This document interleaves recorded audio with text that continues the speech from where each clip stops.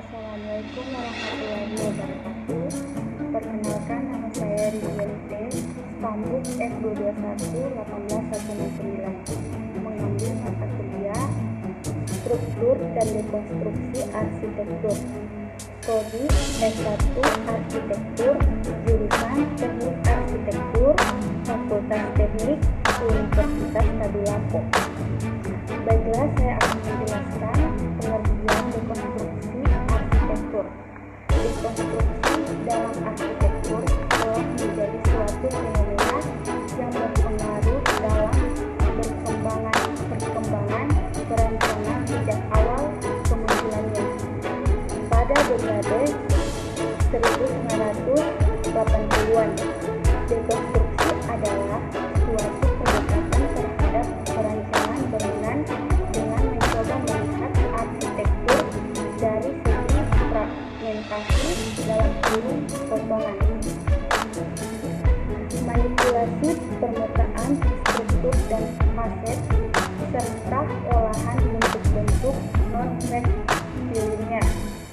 Dalam arsitektur kontemporer, strategi perencanaan dengan menggunakan prinsip dekonstruksi telah melahirkan bangunan-bangunan luar biasa dengan bentukan dan gubahan massa yang tidak teratur, terdistorsi, abstrak, dan bahkan anti-gravitasi. Contoh bangunan dekonstruksi: Big Lab. Konsep perencanaan tersebut terutama karena bentuk dari situasi geologi Hong Kong yang terdiri dari lapisan-lapisan yang tersusun dengan tidak teratur sampai ke puncak pegunungannya. Karena itulah, maka bentuk keseluruhan dari Big Lab building ini seolah seperti susunan pegunungan buatan manusia yang tersusun seperti suatu kesatuan yang tidak merata. Hal inilah yang kemudian menjadikan bangunan ini termasuk sebagai objek postmodern (Derridian). Karena bangunan ini seolah-olah hidup dan berirama, tidak ada kesan kaku dan terikat, semuanya terlihat sangat lugas. Dari bentuk bangunannya dapat dilihat bahwa Zaha Hadid termasuk seorang konstruktivis. Bangunannya harus dapat menampilkan ide atau cerita yang masih berupa fantasi atau sesuatu bentuk abstrak dari pengarangannya ke dalam suatu bentuk nyata atau model dari cerita itu sendiri, yaitu bentuk bangunan itu sendiri. Pada bangunan ini terlihat bahwa bentuknya merupakan suatu bentuk abstrak dari pegunungan. Bangunan harus dapat memancing emosi, imajinasi dari tiap-tiap orang yang melihatnya. Untuk memancing emosi dan imajinasi pada bangunan ini, Zaha menggunakan warna-warna berani, terutama pada bagian penyajiannya. Bangunan menggambarkan sesuatu yang abstrak dan liar, bahkan mungkin menjadi brutal. Bangunan adalah pemersatu ruang dalam dan ruang luar. Antara bangunan dan lingkungan sekitar merupakan kesatuan yang utuh dan saling melengkapi. Bangunan adalah tempat untuk melaksanakan aktivitas yang berbeda-beda. Karena itu, maka bangunan juga terdiri dari elemen-elemen atau bentuk yang berbeda dan disatukan oleh sistem sirkulasi dengan penonjolan sistem konstruksi.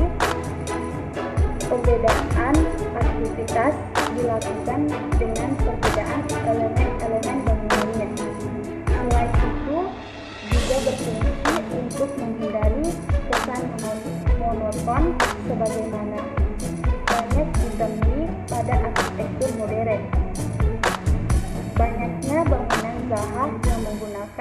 Wayne Beam membuatnya dijuluki sebagai arsitek dekonstruksi aliran anti-gravitational space. Banyaknya balok yang melayang menciptakan bangunan seolah-olah tidak ada yang menopang, semakin menambah ciri khas dekonstruksi bangunannya. Bagian 2, Haidar Ali Center. Prinsipnya terdiri dari dua sistem yang berkolaborasi. Struktur beton dikombinasikan dengan sistem steel frame untuk mencapai skala besar ruang bebas kolom yang memungkinkan pengunjung untuk mengalami fluiditas interior. Elemen struktur vertikal diserap oleh selubung bangunan dan sistem dinding tirai. Fluiditas dalam arsitektur tidak baru untuk wilayah ini. Dalam arsitektur Islam, baris, grid atau urutan kolom mengalir tanpa batas seperti pohon di hutan, membangun ruang non-hierarkis. Formasi yang rumit seperti undulation, lipatan dan konveksi modifikasi permukaan lantai ini ke landscape arsitektur yang melakukan banyak fungsi, menyambut, memeluk, dan mengarahkan pengunjung melalui berbagai tingkat interior.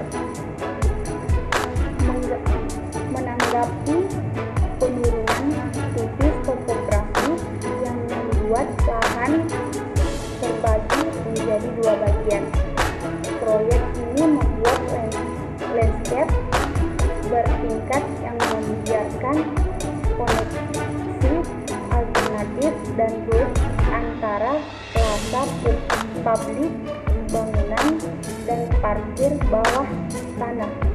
Solusi ini menghindari penggalian tambahan dan TPA dan berhasil mengubah sebuah kelemahan menjadi fitur desain utama. Dalam komposisi arsitektur ini, jika permukaan adalah musik, maka bagian sambungan antara panel adalah irama. Untuk menekankan hubungan yang berkelanjutan antara eksterior bangunan dan interior, pencahayaan dari Haidar Ali Center sangat hati-hati. Strategi desain pencahayaan dibedakan antara siang dan malam.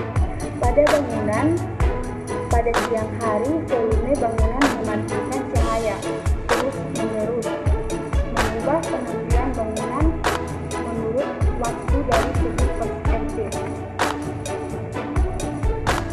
Baiklah, itulah hasil presentasi saya.